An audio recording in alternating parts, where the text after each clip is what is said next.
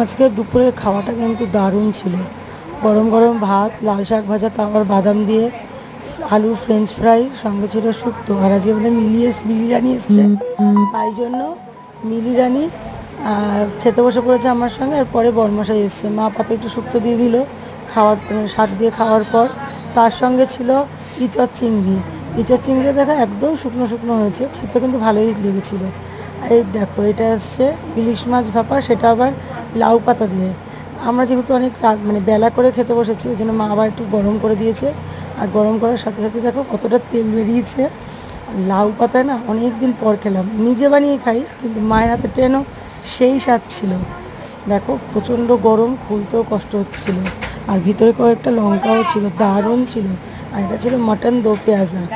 Mutton দো পেঁয়াজাটা দিয়ে আর এই মাছটা দারুণ দারুণ ছিল। মাছটা যখন ভাঙলাম একদম নরম তুলতুলে, খেতেও সেই স্বাদ। আর মাটনটাও দেখো নরম একদম, মানে খাওয়াটা জাস্ট জমে গেছে। তার মধ্যে বিকেলে হচ্ছিল ঝমঝমিয়ে বৃষ্টি, ও সেই স্বাদ।